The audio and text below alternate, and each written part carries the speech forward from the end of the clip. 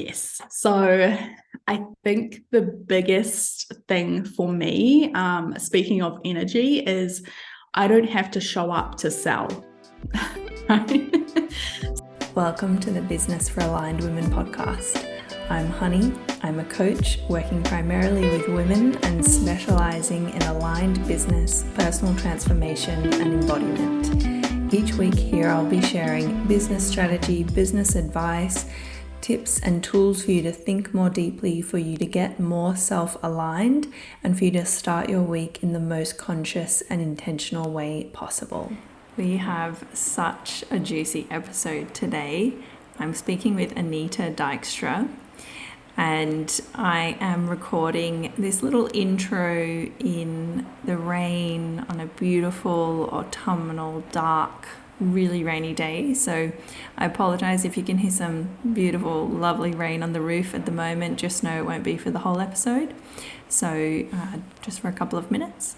But I wanted to start by offering you another recommendation, which I love to do at the start of all of my episodes. And the recommendation is an app. This isn't sponsored in any way. It's called App Block. So app with a capital A and then block with a capital B. And the little icon is blue and it looks a bit like a Transformer face if you grew up in the 90s and you had Transformer toys. And I am using this app primarily for completely blocking my ability to access Instagram for a full week. And I haven't set it up yet, but I will be using this app to completely block social media and even podcasts at particular times of day when I want to have optimal focus, because I really have found that even listening to a podcast sometimes while I'm working can really drop my productivity. So I'll be using it for that. And I specifically wanted to take a break from Instagram completely for at least a week and really spend some time thinking about and reassessing how I want to engage with that tool. Now, Anita's amazing wisdom today is going to get you really, really thinking about this personally. For me, I don't really have any problem with setting digital boundaries for myself, but what's actually happened, and I think a lot of people really engage and relate to things like Instagram or TikTok and have really negative and toxic experiences. And often I'm kind of like, come on guys, pull your boots up, you can work this out, don't worry about it. But I have had a really negative experience over the last few months, but I'm increasingly kind of realizing that it's happening in the last few weeks. And what's happening, and I just want to explain it and talk to you about, why I would pay $50 a year to have this app so that I didn't have to engage with it anymore. And also to show you a bit of back end in business and just to remind you kind of what all the things that go on within a business. And what's been happening is that I've had a lot of people reaching out to me to work with me and then leaving me on red and not responding to me, ghosting me, really.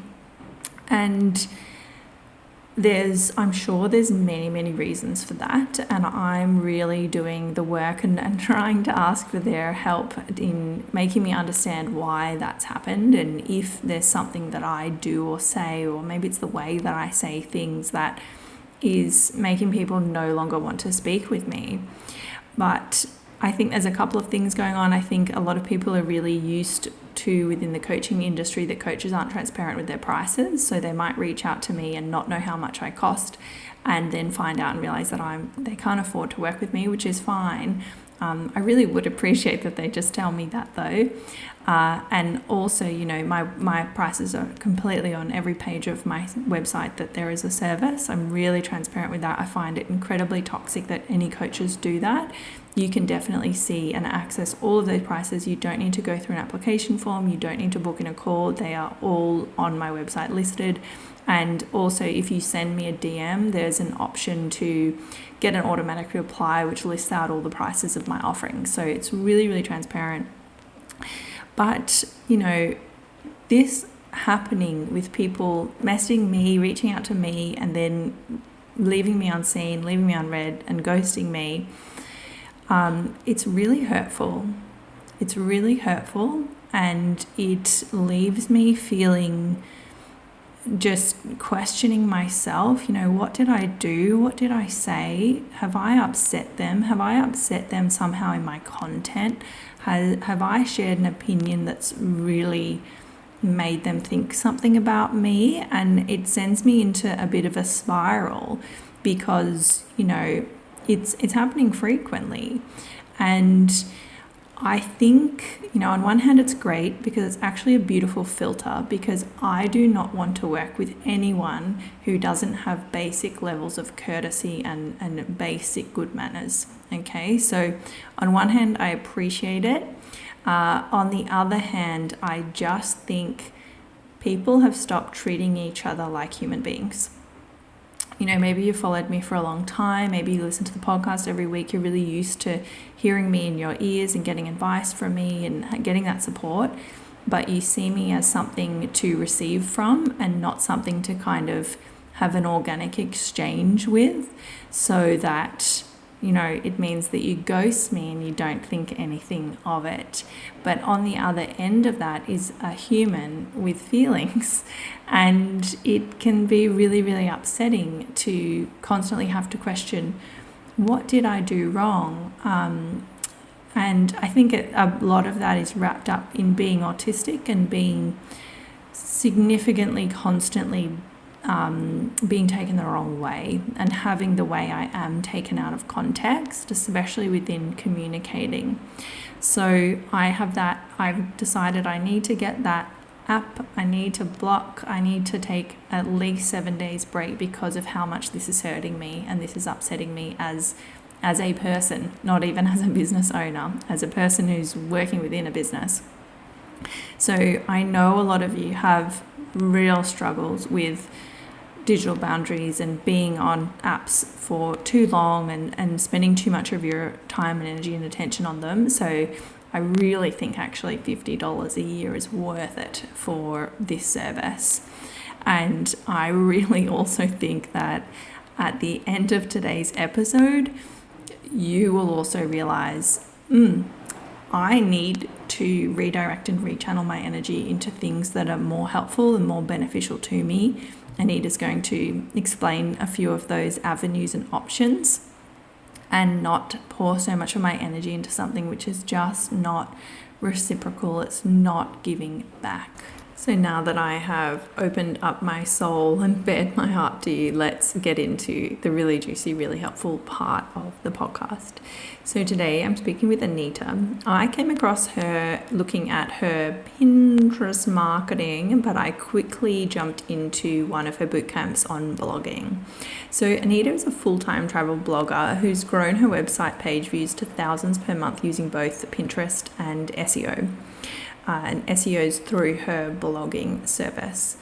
She runs 2 successful travel blogs, which have allowed her to travel to over 50 countries while getting paid for it, as well as collaborate with some of the biggest brands, featured in big press outlets and even appear in TV shows.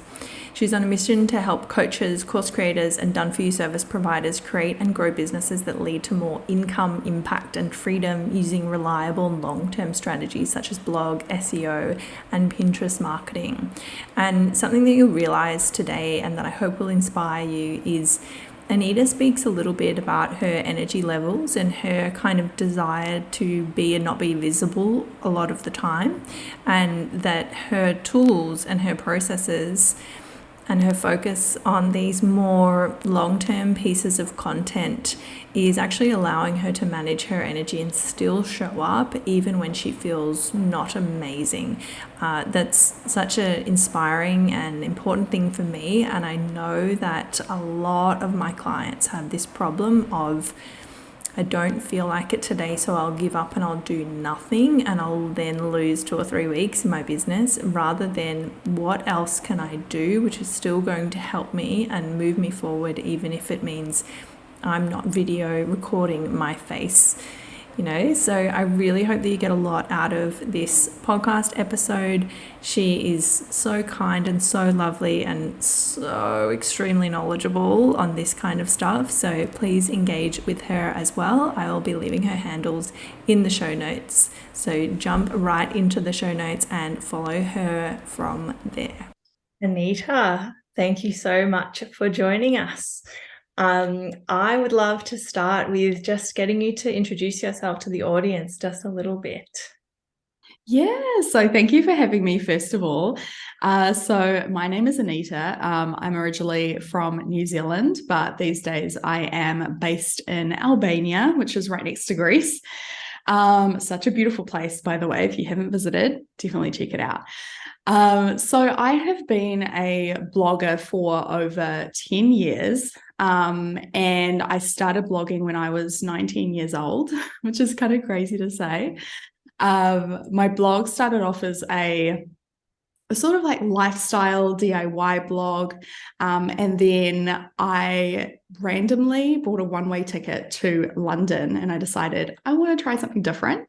And so, of course, I couldn't do DIY and lifestyle stuff on the road. So I changed my blog to a travel blog. And I started to write about my travels, mostly budget travel because, at 19 years old, I didn't have a lot of money in the bank. So I was giving people, tips around budget travel and just guides around, the travels that I was experiencing at that time. And I worked really hard on my blog. I learned all about SEO, and writing better and better and better. And I started to get noticed by different tourism brands and hotels and hostels and all of these different kind of brands, and started to be invited on these all expenses paid trips just for writing about these destinations or hotels or tours even. I mean, that was like my favorite thing, is when you're invited on a tour and actually experience that tour and write about it. And it was such a dream job, right? And so my blog kind of blew up and I continued to write about it. And then I had kind of dipped my toes into, courses and teaching about blogging and SEO, but I never really took it super seriously because I was traveling full time and it was really hard to kind of start another business from there. And so when I created a home base for myself in Albania, I decided that I wanted to start up my coaching business. And so in 2019, I started my first course and started coaching clients, particularly bloggers and business owners, around how they can use a blog, SEO, and Pinterest to actually drive more traffic to their business. So yeah, these days I have two businesses. I have my travel blogging business, but I also do coaching and courses. So yeah, it's a little bit about me. Well, I love hearing that, it's been 10 years and you held on to this thing and you surfed with it and you grew with it and you've kind of committed to it and it's supported you and helped you see all these parts of the world and expanded you in various ways, probably because you kind of stuck with it and committed to it as well. Yeah, definitely. I think just like keep going, right? I mean, there's definitely like ups and downs when it came to blogging. There was a number of years where I wasn't earning a lot of money, but I knew that this is what I wanted to do, and I knew that I could succeed at it if I just kept going and just got better and better and better. So yeah, I definitely think, just keep going and you'll get there. Oh, I just love that. And there is a lot of instant gratification out there, especially in social media world for business, but to have that reminder and to be confident enough to know I'm going to be good at this, I'm going to make this work. It's just delicious. So kind of getting in that tangent, I wanted to ask you, you come across as really confident. I feel like you are really confident, really self-assured, and that means that you're able to really directly and clearly communicate. I've been a part of your free masterclasses and I've seen that you do that. I almost think you communicate so clearly that it probably goes over people's heads a little bit because you're so beautifully direct. Do you have any tips on how you built that confidence? And that when you said, I know that I could be good at this if I just stick with it, where did that come from? Yeah, I mean, first of all, that's a beautiful compliment because I haven't always been super confident.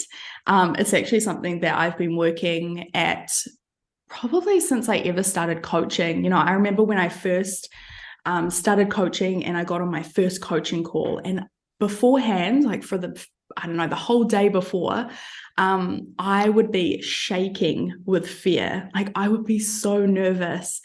And I think the biggest thing for me, and one of the kind of the big, I guess, life mottos that I go by is feel the fear, but do it anyway. Like you're going to feel fearful of doing things for the first time or even the second time or even the third time. And I think just don't think about it so much and just do it.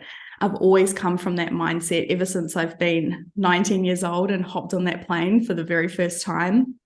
I was like, I feel so, so nervous and I don't know what this is going to be like. And, I'm by myself and this is totally new, but, I'm just going to take hold of this experience and just feel the fear and do it anyway. So I think when it comes to confidence, I think one of the biggest things for me is also getting in front of people consistently, right? So especially with coaching, relationship building is really important. And I'm an introvert, funny enough. And sometimes people are a little bit surprised by that. But, when I first started coaching, I was really fearful of getting in front of people. And again, just feeling the fear, doing it anyway, and just consistently showing up. And I felt like, every time I showed up, I got in front of new people, that confidence just builds little by little by little. And it's something that I feel like I have, been chipping away at for the last 3 years. So it's something that I'm still building, but yeah, it's such a beautiful compliment. Yeah, I see that a lot in my clients, and it's actually a really hard thing to communicate as a coach, that you have to get out of your head initially, try the thing, build the momentum and build that self-efficacy and the self-reputation of I can do this. It's not that hard. It's not that much of a big deal. And every time you do it, you just build that confidence and it's easier and easier. But you have to initially get out of your head about it and start getting yourself in front of people, like you said. Yep. You just have to do it. Just do it. And you will thank yourself afterwards, just keep going. I love it. So in that vein, I find in my clients and my community that women business owners, they tend to get really focused and hyperfixated on social media as the only place to market themselves. I ask them about where do you want to market, and they just say social media. I've had a lot of clients recently who say have got a social media handle but haven't even registered their business name, and then they've gone to register it and realized someone else has got it. So there's this real focus on Instagram specifically, rather than realizing that that is one segment of a larger marketing pie. Why do you think we focus in that way and hyperfixate? Yeah, this is such a great question. So, I mean, I think with social media, I think one of the biggest things is because it's so easy to get started, right? And with social media, you're creating an account and right away you're connecting with people, or you're putting out content and you're getting that instant gratification. You're getting those instant likes or instant followers. And it's very easy to connect with people. So I think these days, I think of social media a lot differently even how I thought about it like a year ago. So, with social media, in the coaching space especially, it's seen as you use it to reach people, right? You use it to reach new people. Whereas these days it's becoming harder and harder and harder to reach those new people. And so these days I've kind of switched my mindset with social media, thinking of it more as like a nurturing place, right? To connect with the people who already follow me or to create those deeper relationships. But I'm not focusing on reaching new people or using it as a traffic driver, because for me, I just see, the results on my account. It's just not driving traffic these days, which is fine because I use SEO and blogging and Pinterest for that, right? So I think within the coaching world, and I remember when I first came into coaching in 2019, and I joined a couple of courses and, group programs and things like that. And I remember in the coaching space, everyone was talking about Instagram. Like Instagram was like the holy grail of, how you reach people. And there was no one talking about podcasting or SEO or blogging or Pinterest. And it was really interesting to be in these groups as a blogger of over 10 years, right? Because I was like, hey, do you guys know that you can use a blog or Pinterest to drive in that traffic consistently? And I felt like a little bit of a black sheep, right? I was like, it was just such a new kind of concept, or people hadn't really thought about it as being a really great way to reach new people. So I think there's a couple of things within that, right? It's like that instant gratification, but also I think Instagram is just so heavily focused in the coaching industry. So, that's one of the reasons why I'm so passionate to bring the knowledge of blogging, SEO, and Pinterest, because I want people to know the power of it. Because I think for so long, people have been kind of ignoring it. So, yeah. Yeah, and like you said, the kind of state of Instagram right now, I find it's actually really disempowering. Yeah, for sure. Yeah, it's actually not giving that power that you're talking about. And then that's feeding into that negative self-talk and self-doubt and lack of confidence.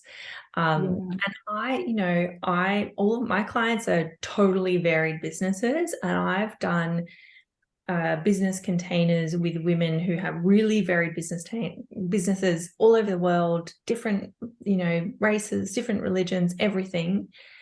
And what you just said about the Instagram obsession has been true across the board, no matter what.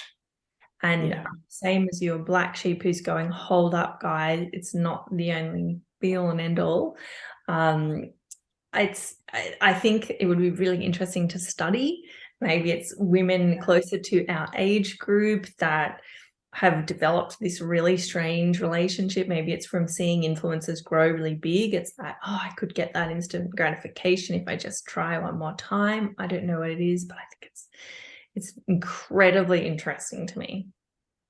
Yeah, definitely. Absolutely. I think, and even when I, first came into the coaching space, I got caught up in that Instagram is the only way to market yourself because that's what everyone else was doing.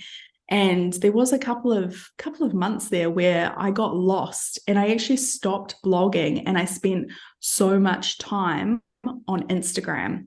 And then I had to kind of coach myself. And I'm like, wait, Anita, what are you doing?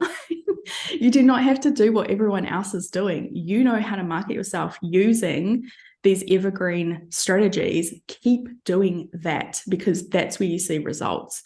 So for me, I could spend hours and hours and hours on Instagram creating content that lasts a few hours these days, right? Where I could instead spend my time creating a blog post, and that might take me 1 hour, that might take me 2 hours, but that piece of content is lasting forever and bringing me results for years. So you have to really pick, your energy, I guess. Where do you want to put your energy? Yeah, it's being strategic with your energy management. And I know a lot of people, especially if they're, a bit spiritual or anything, they really don't like that word strategic, but I think it's just another way of saying very, very intentional. Right. Yep, exactly. Yeah, So speaking about Pinterest and blogging, why do you specifically love these two tools? Yes. So I think the biggest thing for me, speaking of energy, is I don't have to show up to sell. Right? So, there's some days where I just don't have the energy to show my face on Instagram, or maybe I don't even want to log into Instagram because sometimes it can be a really kind of heavy place. And so I like to spend my energy on platforms or marketing strategies where I don't necessarily have to show my face, right? Because there's going to be days where I just don't have the energy, or maybe I'm having a bad mental health day, right? And I cannot deal with that.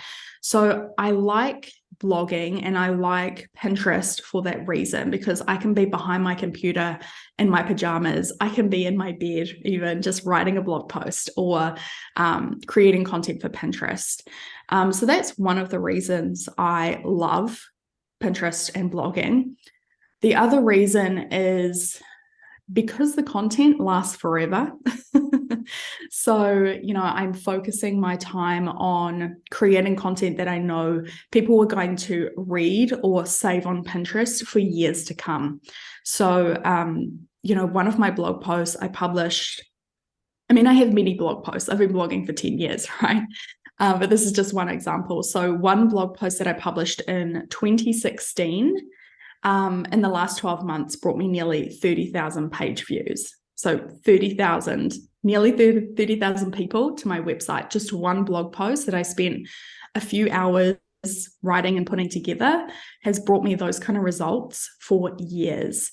And so that's just such a big reason, and tells me that blogging and SEO and Pinterest work perfectly for me and bring in those people 24/7, even while I'm sleeping or even while I'm on holiday, right? I'm going on holiday at the end of this week, and I don't have to worry about showing up and selling because my website and my blog and Pinterest are bringing in those people for me. So those are just some of the reasons why I really love blogging and Pinterest.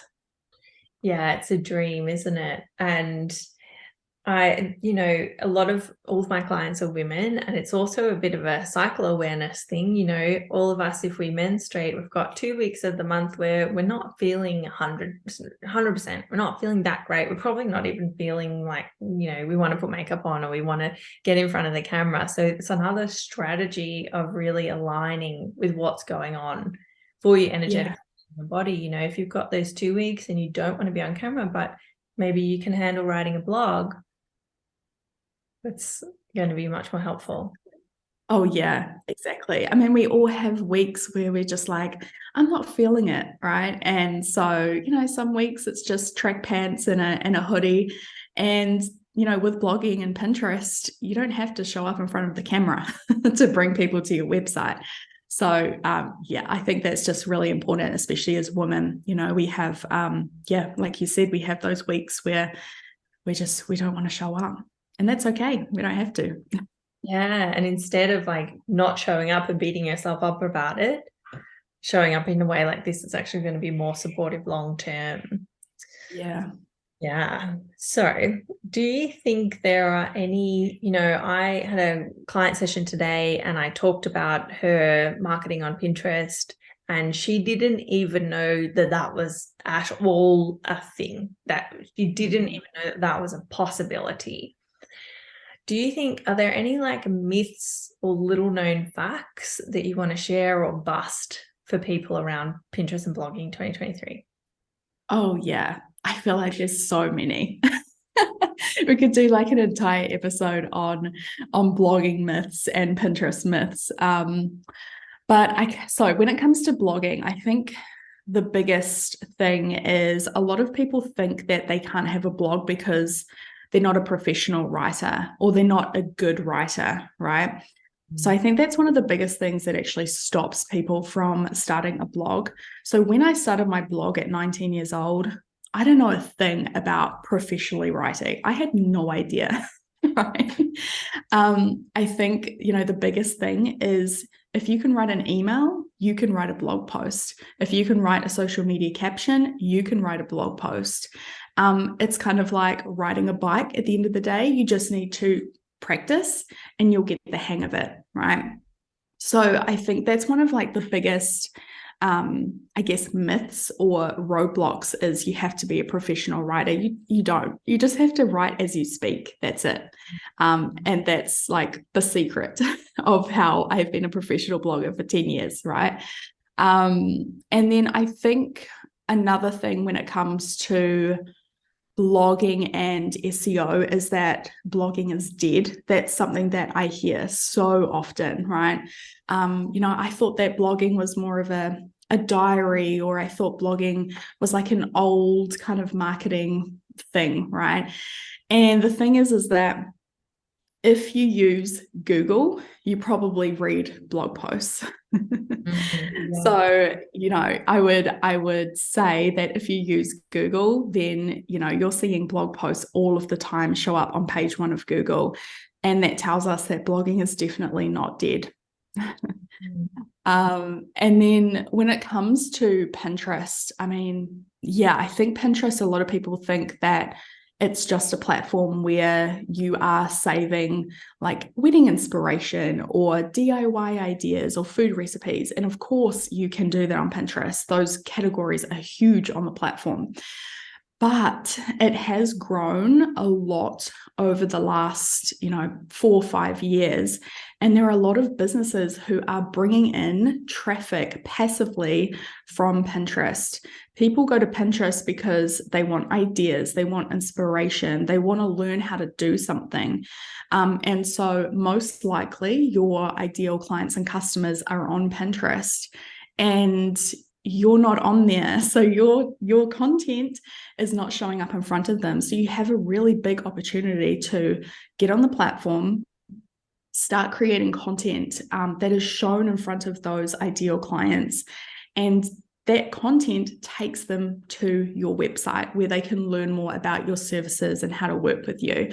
So, with Pinterest, it's not just, pinning, beautiful things, although it is some of that. It is a really big platform for business owners. And there are some different facts around like how much money people spend on Pinterest and things like that. But Pinterest users are really big shoppers. And it's really interesting. So over the past not even a few months, I think like maybe 6 months to a year, Pinterest has been putting a lot of energy and time into creating Pinterest as more of a shopping platform. And so this tells us that Pinterest users, they're looking to spend money. So it's a really big opportunity to get your courses, get your programs, get your lead magnets, get your blog posts, get your podcast episodes in front of your ideal clients on Pinterest. And then one last thing I will say about Pinterest as well, I think, one of the biggest myths is that it's a social media platform, and it's simply not that. It's a search engine, right? People go to Pinterest and they are going to the search bar and they're typing in keywords. They're typing in, maybe it's like business tips, or maybe it's like Facebook ad copy, right? They want to learn how to do something. And so SEO is a really big part of Pinterest as well. So I think once you know that Pinterest is not a search engine, then you'll start to use it. Not a social media platform, sorry, then you start to use it how it's actually supposed to be used. And you can create content that shows up in front of your ideal clients and customers. Yeah, that's all amazing. And yeah, I even myself sometimes, like, I know that it's a search engine, and still every time I forget and I plop it in there with social media. I don't know why. And even I guess YouTube is a search engine too, isn't it? Yeah, exactly. I am a severe Pinterest addict, and I have been honestly for about 13 years. So I used to work in a place and I would just be on Pinterest all day. And I was like, I want to get a job where I get paid to be on Pinterest. And then I worked in interior design and I did that for quite a few years, got paid to be on Pinterest. And now I'm very lazy in my posting on it for myself, but you're inspiring me to get more serious about it. And you're right. Something that I found so interesting about Pinterest of late is the ads that I'm seeing are so insanely curated to the kind of stuff that I like. Like you get an odd one every now and then, but like it's wild how specific, my particular aesthetic, my particular style, like it's crazy. And I've bought lots of stuff from there. Yeah, me too. I'm always looking for inspiration or products and how to learn something on Pinterest. So it is a really big platform. I mean, if you're uncertain that you can use it to grow your business, I would say go on Pinterest today and start searching for content that your ideal clients might like to see, and have a look at the content that's already on Pinterest, and you will be surprised at how many businesses and how many websites are using Pinterest to bring in that traffic to make more money. So it's such a big platform. It's grown so much. And it's just a great platform to become visible 24/7. Oh, I love it. Well, to start to wrap up, would you like to chat about any of your offers that are particularly helpful? I think for my audience, it's really about getting started. Yes.